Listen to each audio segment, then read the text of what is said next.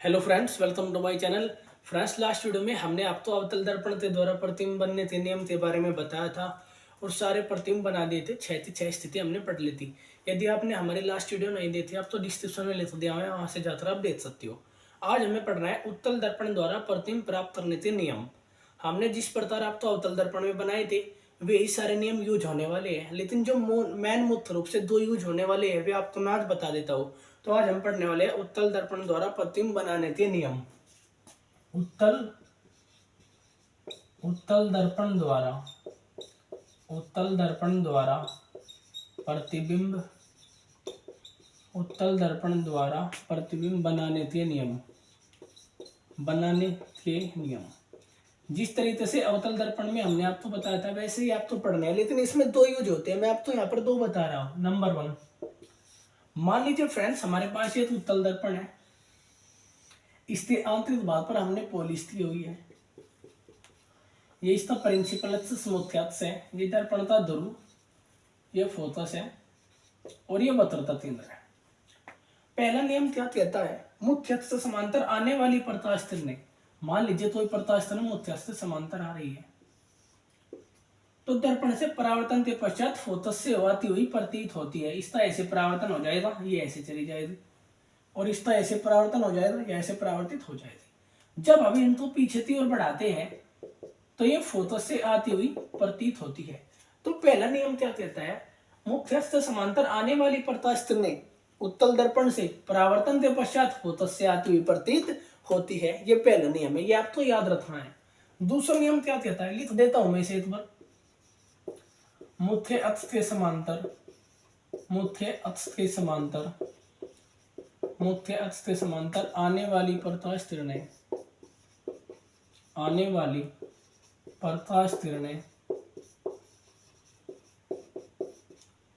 परावर्तन के पश्चात फोकस से आती हुई प्रतीत होती है। परावर्तन के पश्चात फोकस से आती हुई प्रतीत होती है। फोकस से आती हुई प्रतीत होती है। ये आपको पहला नियम याद रखना है।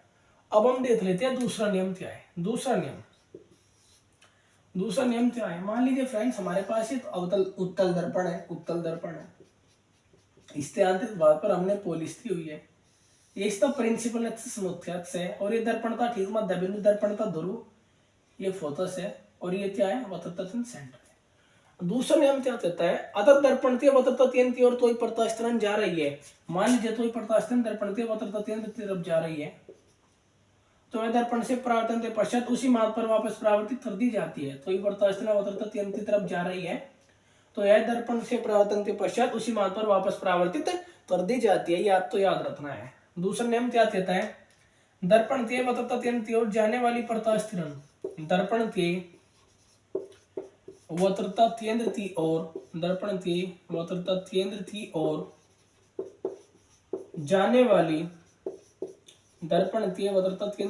जाने वाली प्रकाश किरणें दर्पण द्वारा उसी मार्ग पर परावर्तित कर दी जाती है। दर्पण द्वारा उसी मार्ग पर परावर्तित कर दी जाती है। यदि कोई प्रकाश किरण दर्पण के वक्रता केंद्र की ओर जाती है तो वह दर्पण द्वारा उसी मार्ग पर वापस परावर्तित कर दी जाती है। ये आपको दूसरा नियम याद रखना है। यदि आपको ये दोनों नियम पता है तो आप इनकी सहायता से उत्तल दर्पण द्वारा प्रतिबिंब निर्माण बड़ी आसानी से कर सकते हो। इससे ज्यादा आपको कुछ पढ़ने की आवश्यकता नहीं पड़ेगी। अब हम देख लेते हैं उत्तल दर्पण द्वारा प्रतिबिंब निर्माण कहाँ स्थिति बनते हैं और कैसे हो सकता है।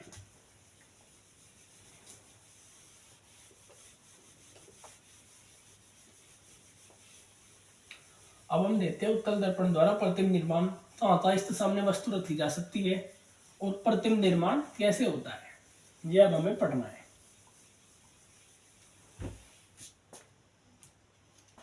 मान लीजिए फ्रेंड्स ये हमारे पास एक उत्तल दर्पण है। इसके आंतरिक भाग पर हमने पॉलिश की हुई है। ये इसका प्रिंसिपल एक्सिस मुख्य अक्ष है। ये दर्पण का ठीक मध्य बिंदु, दर्पण का ध्रुव, ये फोकस और ये सी वक्रता केंद्र है और तय दूर क्या है? इनफाइनिटी। इसी प्रकार इधर भी तय दूर क्या होगा? इनफाइनिटी। पहली कंडीशन क्या हो सकती है इसमें, या तो आप वस्तु तो अनंत पर रख सकते हो, या आप वस्तु को ध्रुव और अनंत के बीच कहीं भी रख लो। इसमें दो स्थिति ही पॉसिबल होती है, या तो आप वस्तु तो अनंत पर रख लो, या ध्रुव और अनंत के बीच कहीं भी रख लो। तो प्रतिबिंब हमें बनाने हैं। मान लीजिए फ्रेंड्स, पहली वस्तु हमने क्या रखी, अनंत पर रखी हुई है। पहली स्थिति क्या है, जब वस्तु अनंत पर हो, जब वस्तु अनंत पर रखी हो तो बनने वाले प्रतिबिंब की स्थिति, प्रकृति तथा साइज ज्ञात कीजिए। मान लीजिए फ्रेंड्स, ये वस्तु तो यहाँ पर अनंत पर रखी हुई है, अनंत पर। तो पहला नियम याद करो, मुख्यस्थ समांतर आने वाली प्रत्यास्थ, प्रत्यास्थ में मुख्यस्थ समांतर ले लेता हूँ, दूसरी प्रत्यास्थ भी मैं मुख्यस्थ समांतर ले लेता हूँ। तो पहला नियम हमने आपको क्या बताया, मुख्यस्थ समांतर आने वाली प्रत्यास्थ दर्पण से परावर्तन के पश्चात फोकस से आती हुई प्रतीत होती है। ये ऐसे चली जाएगी, ये ऐसे। लेकिन जब हमें पीछे की ओर बढ़ाते हैं, जब हम इन्हें, ये एक बिंदु फोकस से आती हुई प्रतीत होती है, अर्थात ये फोकस पर मिलती हुई प्रतीत होती है, और जहां पर एक दूसरी पर, और जहां पर प्रत्यास्थ आपस में वास्तव में मिल जाएगी या मिलती हुई प्रतीत होती है, वहां पर ही वस्तुतः प्रतिबिंब बन जाता है। जब प्रत्यास्थ मिलती हुई प्रतीत होती है तो प्रतिबिंब हमेशा आभासी व सीधा बनता है, और जब प्रत्यास्थ वास्तव में मिलती है तो प्रतिबिंब हमेशा वास्तु तथा उल्टा बनता है। तो प्रत्यास्थ वास्तव में नहीं मिल रही है, इनका आभास हो रहा है, तो इसलिए प्रतिबिंब कैसा होगा, आभासी होगा। तो स्थिति क्या हो जाएगी, प्रतिबिंब की स्थिति फोकस पर बनेगा, फोकस पर बनेगा, क्योंकि दोनों प्रत्यास्थ मिलती हुई फोकस पर ही प्रतीत हो रही है। प्रकृति स्थिति दूसरा, प्रकृति आभासी तथा सीधा, आभासी तथा सीधा, क्योंकि प्रत्यास्थ वास्तव में नहीं मिल रही है तो आभासी तथा सीधा बनेगा। साइज, साइज वस्तु से छोटा, भाई वस्तु इतनी बड़ी है और साइज बिंदु के आधार पर बना है, तो साइज वस्तु से छोटा बनेगा, वस्तु से छोटा। अब हम दूसरी स्थिति देख लेते हैं फ्रेंड्स। दूसरी स्थिति, जब वस्तु अनंत व ध्रुव के बीच कहीं भी हो, अनंत व ध्रुव के बीच कहीं भी रखी हो, कहीं भी रखी हो तो प्रतिबिंब की स्थिति, प्रकृति तथा साइज ज्ञात कीजिए। अब की बार मान लीजिए फ्रेंड्स, हमारे पास एक उत्तल दर्पण है,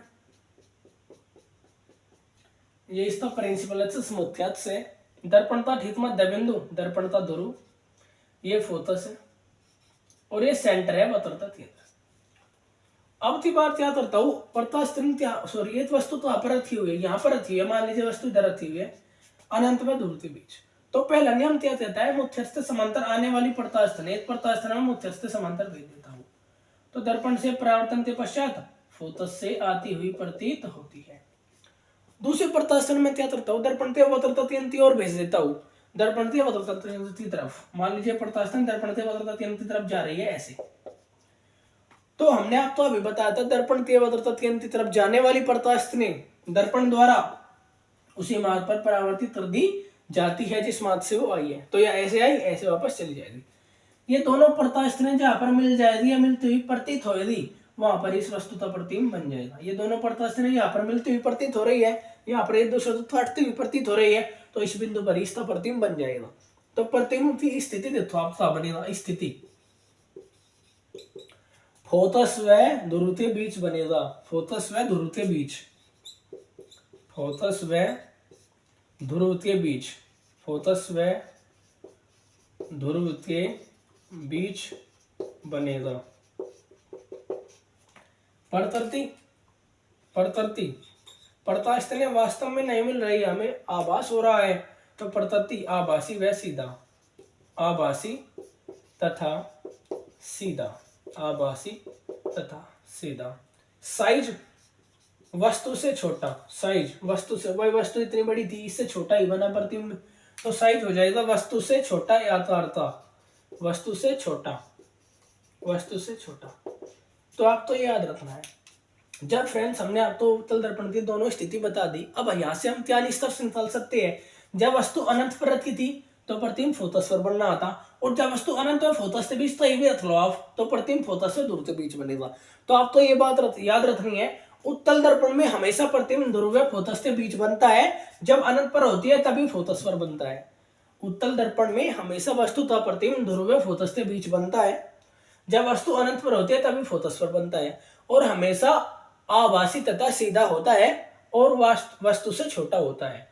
तो उत्तल दर्पण द्वारा बने प्रतिबिंब की प्रकृति थोड़ा सा मैं आपको बता देता हूं। अब थोड़ा सा हम आपको इसमें बता देते हैं कि उत्तल दर्पण द्वारा बनने वाले प्रतिबिंब की प्रकृति।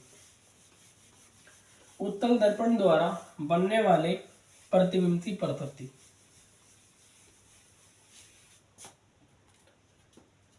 उत्तल दर्पण द्वारा बने प्रतिबिंब की प्रकृति। उत्तल दर्पण द्वारा बने प्रतिबिंब की प्रकृति लिखा इसमें हम उत्तल दर्पण हमेशा वस्तुतः आभासी सीधा तथा छोटा प्रतिबिंब बनाता है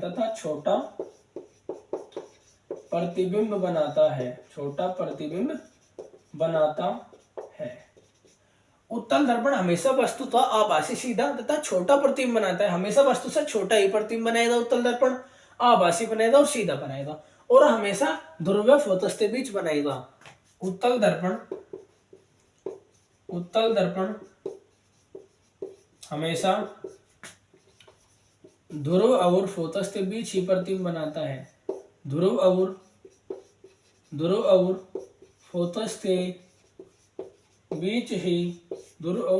के बीच ही प्रतिबिंब बनाता है।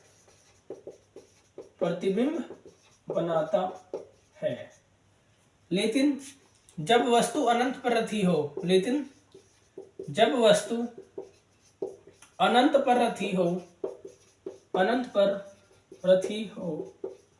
तब यह फोकस पर प्रतिबिंब बनाता है। ये बात आपको याद रखनी है। उत्तल दर्पण हमेशा वस्तुतः आभासी सीधा तथा वस्तु से छोटा प्रतिबिंब बनाता है। उत्तल दर्पण हमेशा ध्रुव फोकस के बीच ही प्रतिबिंब बनाता है। लेकिन जब वस्तु अनंत पर रखी हो तब तो यह प्रतिबिंब फोकस पर बनाता है और जब वस्तु अनंत और ध्रुव बीच तो भी रखी हो तो यह हमेशा प्रतिबिंब ध्रुव फोकस के बीच बनाता है। स्थिति खास बात होती है, जैसे जैसे आप वस्तु को उत्तल दर्पण के समीप लाते जाते हो तो प्रतिबिंब बड़ा होता जाता है। जैसे जैसे आप वस्तु को उत्तल दर्पण के समीप लाते जाते हो, उत्तल दर्पण के पास लाते जाते हो तो प्रतिबिंब आपका बड़ा होता जाता है। लेकिन वस्तु की स्थिति है, वास्तविक साइज है, उससे बड़ा नहीं होता। तो आपको ये भी बात याद रखनी है कि जैसे जैसे वस्तु को दर्पण के समीप लाया जाता है, समीप तो मतलब पास, समीप लाया जाता है, वैसे वैसे प्रतिबिंब का साइज बढ़ता जाता है। प्रतिबिंब का साइज बढ़ता जाता है। लेकिन वस्तु के वास्तविक साइज से हमेशा छोटा ही होता है। लेकिन वस्तु के वास्तविक साइज से हमेशा छोटा होता है। ये भी आपको बातें याद रखनी है। उत्तल दर्पण द्वारा बनने वाले प्रतिबिंब की प्रकृति थी। उत्तल दर्पण हमेशा वस्तुतः आभासी सीधा तथा छोटा प्रतिबिंब बनाता है। उत्तल दर्पण हमेशा ध्रुव और फोकस के बीच ही प्रतिबिंब बनाता है। लेकिन जब वस्तु अनंत पर रखी हो तब यह फोकस पर प्रतिबिंब बनाता है। जैसे जैसे वस्तु तो आप दर्पण के समीप लाया जाता है, मतलब जैसे जैसे वस्तु तो आप उत्तल दर्पण के समीप ला रहे हो वैसे वैसे प्रतिबिंब का साइज बढ़ता जाता है। लेकिन वस्तु तो वास्तविक साइज से हमेशा छोटा ही होता है, उससे बड़ा नहीं होता। लेकिन जैसे जैसे आप उत्तल दर्पण के समीप आओगे तो आपका साइज बढ़ता जाएगा, लेकिन वस्तु तो साइज से हमेशा छोटा ही रहेगा। तो ये हमने आज आपको उत्तल दर्पण द्वारा प्रतिबिंब बनाने के नियम और प्रतिबिंब का निर्माण कैसे होता है इसके बारे में बताया। नेक्स्ट वीडियो में हम इससे आगे बात करेंगे। तब तक यदि आपने हमारे चैनल को सब्सक्राइब नहीं तो चैनल को सब्सक्राइब करें और वीडियो अच्छी लगे तो वीडियो को लाइक करना ना भूले। Thanks for watching me.